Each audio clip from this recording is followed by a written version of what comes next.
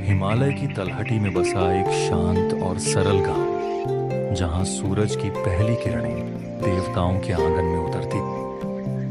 वहीं एक था पुण्य, एक गरीब किसान पर आस्था में अमीर। सुनीता, मैं मंदिर जा रहा हूँ।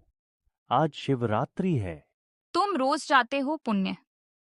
आज कुछ ज्यादा देर रुकना मत, खेत में पानी भी तो भरना है। सुनीता उसका प्रेम करती थी, लेकिन उसके पास आस्था के लिए समय नहीं था। पुण्य बिना कुछ कहे मंदिर की ओर चल पड़ा।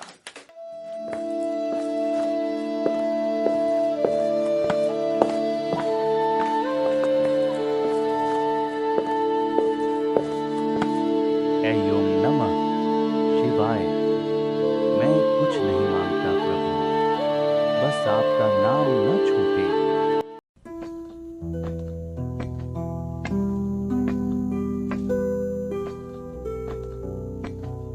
अरे पुण्य, तुम हर दिन मंदिर जाते हो, भगवान ने अब तक कुछ दिया? मैं मांगने नहीं जाता भाई, उन्हें देख लेने से ही बहुत कुछ मिल जाता है। लेकिन पेट भी तो देखना होता है पुण्य। हर कोई पुण्य को साधु मानता, लेकिन उसका विश्वास हिला नहीं। एक दिन सब बदल गया। बारिश नहीं हुई, नदी सूख गई, खेत दरारों से भर गए। गांव वालों ने मंदिर जाना छोड़ दिया, लेकिन पुण्य अब भी चल रहा था। पुण्य, अब क्या करेंगे? अनाज नहीं, पानी नहीं, भगवान क्यों नहीं सुनते हमें? पुण्य, ये जो पूजा पाठ में तुम इतना समय बर्बाद करते हो, अगर तुम इसी समय को खेत में राशन उगाते और खेती करते तो कम से कम हमारे घर अनाज तो रहता, जिससे हम खा सकते। देखो सुनीता, मैं कुछ सान इस पूजा पाठ में व्यतीत करता हूँ, बाकी सारा समय तो मैं खेतीबाड़ी में ही रहता हूँ। आज हमारी भी स्थिति गांव लोग की जैसी हो गई है। गांव में सूखा पड़ा है, ना पानी है, ना कुछ खाने को। अब हम व्यतीत कैसे करें जीवन अपना? सुनीता, तुम भगवान पर विश्वास रखो, वो हमें देख रहे हैं, वो जरूर कुछ न कुछ करेंगे हमारे लिए। मैं कर्म पे विश्वास रखती हूँ, भगवान पे नहीं।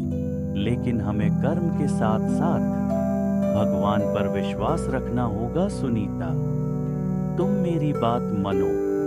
सुनीता, शायद परीक्षा है। आस्था तभी तो गिनती है जब बाकी सब गिर जाए। प्रभु, अब भी अगर कोई गलती हो गई हो तो क्षमा करना, बस मेरा विश्वास न छूटे। प्रभु, मैं तो धन्य हो गया, मुझे आपके दर्शन हुए। अब इस जीवन से मेरा कोई मोह नहीं है। पुण्य, तू डगमगाया नहीं, इसीलिए मैं आया हूँ। बता, क्या चाहिए? मुझे कुछ नहीं चाहिए प्रभु, बस जब तक जीवन हो आपका नाम ना छूटे। तेरी यही विनम्रता तुझे वरदान देगी। कल से तेरा जीवन बदल जाएगा। पुण्य बहुत खुश था कि आज उसे प्रभु के दर्शन हो गया। अब कल के दिन की प्रतीक्षा में मन फिर से लग गया। अरे क्या यार पुण्य, तू हमेशा सुबह शाम मंदिर जाया करता है, इससे तुझे कुछ लाभ मिला या नहीं? अरे तुझे नहीं पता, पुण्य को इससे शांति मिलती है और यही इसके लिए लाभ है। मैं तुम्हारे लिए ही कह रहा हूँ, अपने घर खेती पे ध्यान देता तो आज ये दिन ना देखना पड़ता तुझे। अच्छा ये बात बता पुण्य, भगवान ने आज तक तुझे कुछ लाभ दिया है? ये ऐसे ही तो मंदिर जय आया करता है। मैं मंदिर किसी लाभ के लिए नहीं जय करता हूँ, मुझे उसमें खुशी मिलती है, शांति मिलती है, बस यही मेरे लिए लाभ है। ये कहकर पुण्य वहां से धीरे से निकल गया। उसने कुछ बताना जरूरी नहीं समझा गांव वालों को। पुण्य घर में बैठ के यही सोच रहा है कि सुनीता को कैसे बताओ ये सब बातें, लेकिन फील उसके दिमाग में आई कि सुनीता उस बातें पर विश्वास नहीं करेगी। रात बहुत हो चुकी थी। पुण्य घर के बाहर बैठकर यही सोच रहा है कि कल से क्या होगा, क्या प्रभु मेरे लिए करेंगे कल। जिससे मेरा सब कुछ बदल जाएगा।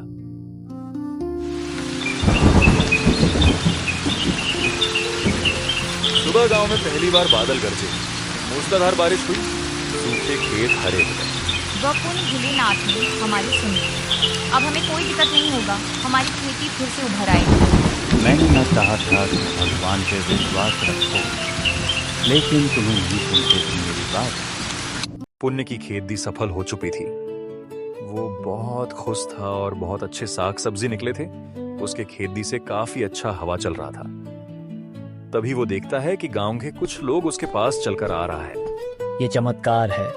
पुण्य, तुम सही थे। भगवान ने तुम्हारी सुनी। हमने तो मंदिर जाना छोड़ दिया था।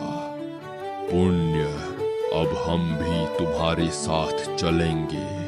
हमें माफ कर दो पुण्य, हम हमेशा तुम्हारा मजाक उड़ाते रह गया, जबकि तुमने हमारी मदद की। आज जो भी है तुम्हारे वजह से है। ऐसी बात नहीं है दोस्तों, ये तो मेरी भक्ति है जो मुझे हमेशा शक्ति देती है कि मैं अटल रह सकूं। हर रोज की तरह पुण्य मंदिर जा रहा था और जैसे ही वो निकलने वाला था कि देखा उसने कि सुनीता भी तैयार हो चुकी है और खड़ी है उसके सामने। पुण्य, आज मैं भी तुम्हारे साथ मंदिर चलूंगी। वाह सुनीता, ये तो कमाल का हो गया। चलो मेरे साथ, तुम भी चलो मंदिर।